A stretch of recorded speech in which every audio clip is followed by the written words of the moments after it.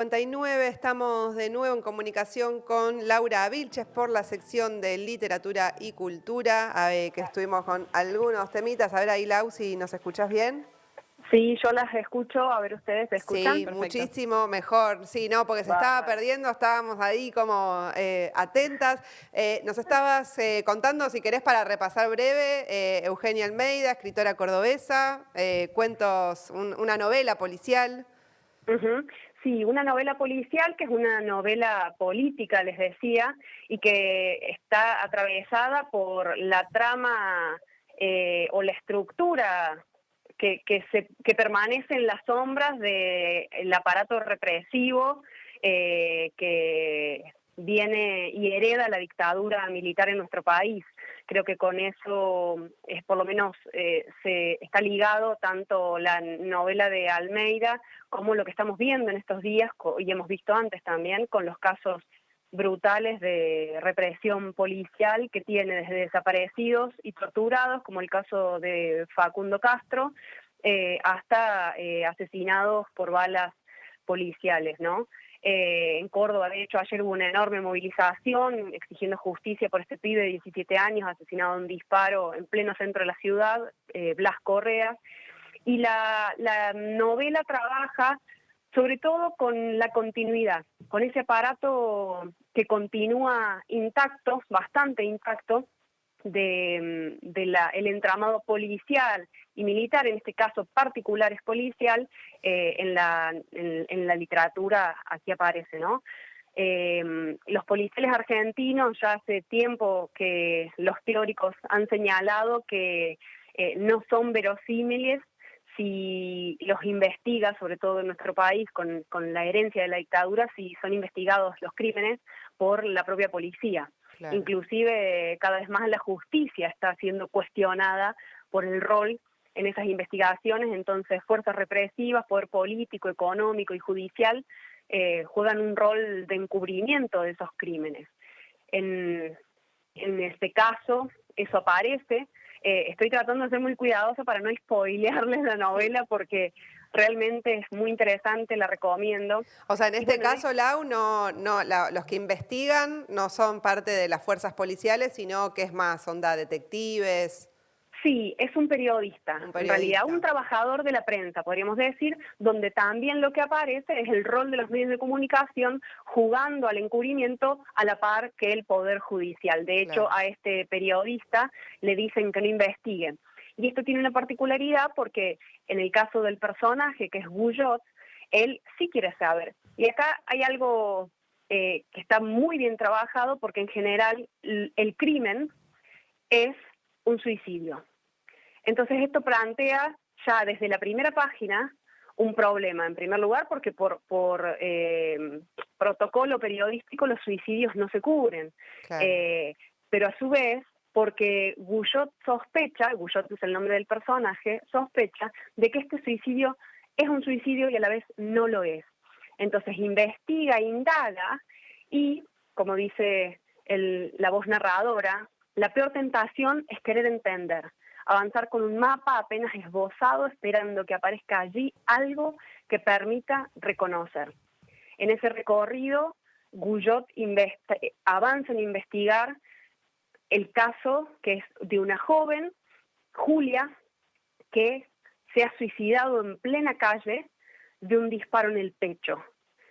Y eso ha ocurrido después de que se cruzara con un personaje oscuro, que luego sabremos que se llama Venteveo, y que, también hay un juego con la palabra, ¿no? Y que sigue camino luego de que escucha el disparo sonando a sus espaldas. Entonces, la novela de Almeida, que está construida con muchísimo diálogo, algo no muy común de ver en las novelas, es casi teatral, la reconstrucción genera una tensión enorme, una tensión narrativa enorme, que hace que uno no pueda soltarla casi que hasta el final, ¿no? Y esa tensión se produce justamente por aquello que aparece en el entramado, que es la continuidad de esa estructura criminal que uno podría leerla hoy en la escena nacional, bueno, con el caso del ex agente de la CIDE, Estiuso, y sus vínculos con la muerte del fiscal Nisman, o el rol de la inteligencia espiando trabajadores y luchadores sociales. Inclusive, en el caso de Estiuso, lo vimos amenazar por televisión no sé si se Sí, acuerdan de ese episodio, total a impunidad.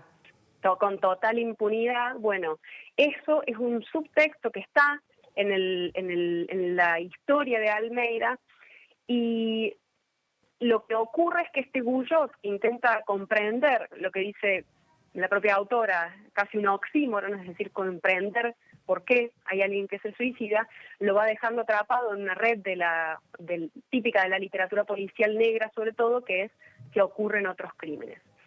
Esta historia está ambientada en la Córdoba del 2008, y pensar la verosimilitud de esta Córdoba del 2008, que tiene la historia reciente, muy reciente, estamos hablando de 15 años atrás, 15, 20 años atrás, de haber recibido a ex miembros del ejército, como el genocida Luciano Benjamín Menéndez, en los palcos del poder político. Estamos hablando de mediados de los 90. Era saludado por Mestres, padre, por el exdiputado Aguad, e inclusive por otros personajes que también hasta mediados de los 90 directamente eran miembros de la Policía Provincial y jefes de la Policía Provincial. Estoy hablando del caso de el Tucán Giannicelli, conocido así en la fuerza, con ese apodo. Este personaje, el Tucán Giannicelli, fue jefe de la Policía Provincial, de su área de inteligencia en pleno 1995. Y es un testigo que vuelve del exilio quien lo reconoce, pide al gobernador en ese momento, Mestre, que sea destituido, y el resultado es que se tiene que volver a exiliar porque no le pueden garantizar la seguridad. Bueno, este personaje fue reconocido tomando café en un bar céntrico en los alrededores de la Plaza San Martín. Quien conozca Córdoba sabe que este centro clandestino de detención, el D2, está al lado de la Catedral de la Ciudad, al frente de la Plaza San Martín, atrás del Cabildo. Es decir, el nivel de impunidad con el que se han manejado estas fuerzas represivas hasta hace poquísimo tiempo, creo que es parte de ese trasfondo que construye de manera muy verosímil Eugenia Almeida, y que está también muy bien retratado en otro libro que se llama La sombra azul, que es de Claro, y también 2005. la complicidad de otras instituciones, ¿no? Por cómo describís la cercanía de las To- iglesias, del Total, cabildo. total. Bueno, el cardenal Primatesta compartía palcos con Menéndez y estos personajes. Claro. Entonces, recién en el 2010, el Tucán Giannicelli fue juzgado por delitos de lesa humanidad, y ahora, cuando empezó la pandemia, es uno de los que reclamó poder hacer prisión domiciliaria, ¿no? Por ser grupo de riesgo. Bueno, esa Córdoba es la que aparece en la novela, y como dice la propia autora, es difícil que el pasado en tanto pasado, y actuando sobre el presente y también sobre el futuro, permite algún tipo de clausura. Bueno, yo creo que los hechos que venimos viendo en la reivindicación impúdica del genocida Bussi por un legislador en Tucumán, en las víctimas reconociendo al general Milani porque lo ven en televisión cuando asumió, nombrado por Cristina Fernández de Kirchner como jefe del ejército, en esto que decía de los espías como Estiuso, Arribas, Magdalani, con el escándalo de la investigación ilegal, del espionaje ilegal a periodistas, entre los cuales están nuestros compañeros Miriam Bregman y otros.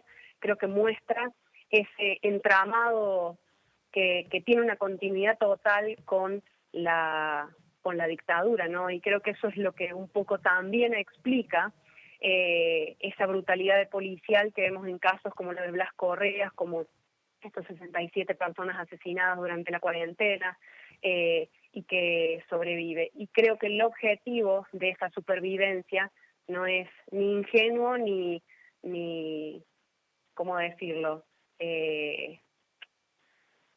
No sé, ni casual, sino que, como lo hemos estado viendo en estos últimos tiempos, cuando aumenta el hambre, la desocupación, cuando el propio Estado capitalista empieza a temer nuevamente que los vencidos, que estas mayorías populares que están cada vez más sumidas en la miseria, se levanten, se opongan a las políticas de ajustes, lo que hacen es utilizar ese brazo armado con toda su herencia, incluyendo su herencia genocida, para tratar de disciplinar cualquier tipo de rebelión. Bien. Por eso hoy quería traer esta novela, que como buena novela profundamente política, creo que desenmascara estos hilos de continuidad, y está bueno también conocerlos para nosotros y nosotras prepararnos para el futuro de esos levantamientos. Sí, bueno, nos quedamos sin tiempo, si no nos quedaríamos hablando con vos, porque siempre nos traes escritoras muy interesantes para descubrir. Entonces, Eugenia Almeida, La Tensión del Umbral, escritora cordobesa, y como siempre, Laura Vilches, con sus recomendaciones en la sección de Literatura y Cultura. Este martes te volvemos a tener los martes, ¿no? Dale, sí, los martes. Esperemos no tener problemas técnicos. Esperemos. Bueno, muchísimas gracias, Lau. Buen fin de semana. Chicas, buen fin de.